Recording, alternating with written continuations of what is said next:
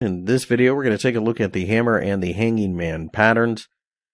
These candlesticks look the same. Basically, they look like this. Or they can look like this with a small body, but the commonality is short top wick, longer bottom wick. Looks like a mallet on a handle, so therefore it's called a hammer. It's called a hanging man because they say that when that forms, it is a very grave sign. So, the difference between the two is where they're placed. A hammer is at the bottom of a downtrend. A hanging man is at the top of an uptrend. The inner workings of what's going on is what's important. You'll notice that the sellers gain a lot of strength during the day or the hour or whatever you're trading, but then the buyers come in and support the market. This shows that the sellers are running out of strength. And this could be a bullish sign at the bottom of a downtrend. However, at the top of an uptrend, there's a few special rules. So let's take a look and I'll kind of show you what I'm thinking here. This is a hammer. This is a downtrend. And you can see that they tried to push lower but failed. So when you break above the top of the hammer, think about all of the sellers during that hour.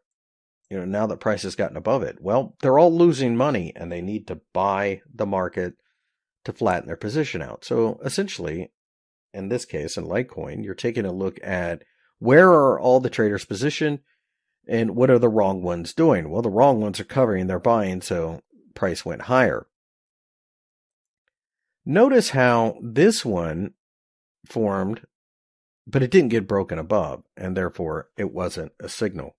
But also notice how the hammer here that got broken above ended up being retested, and then we rallied towards this area.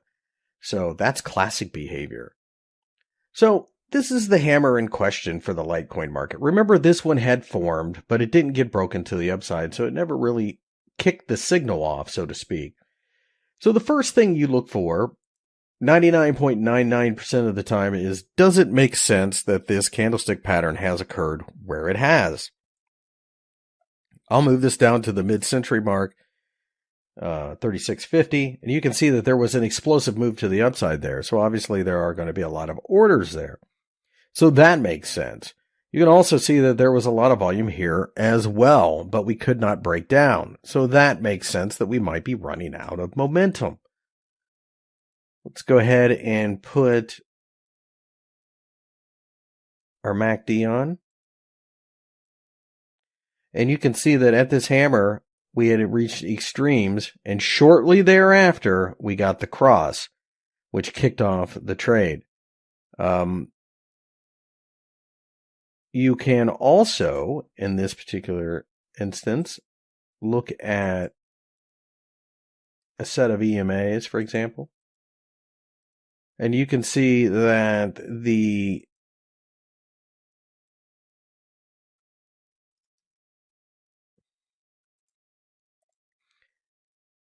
candlesticks had been spreading, right?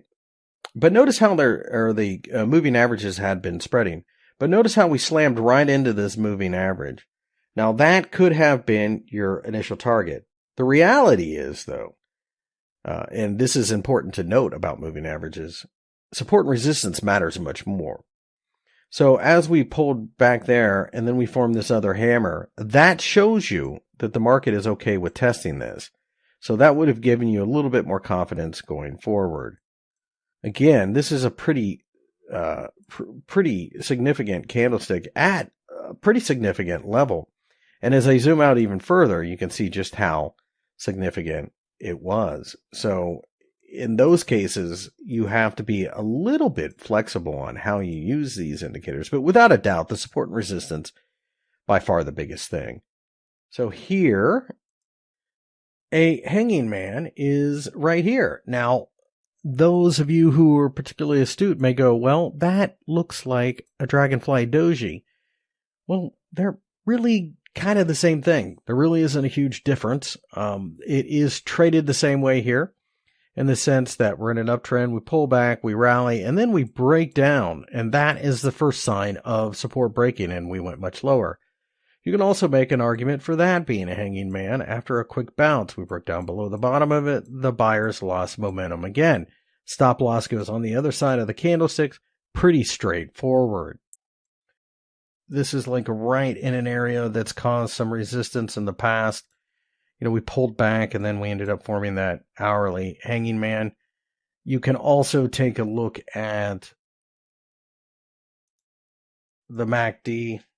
This looks like something that would have suggested that there's probably some momentum problems here. Yeah, you can see we crossed right there and then rolled over. Pretty straightforward. And if that didn't convince you, then obviously the very bearish candlestick that was next certainly should have at that point.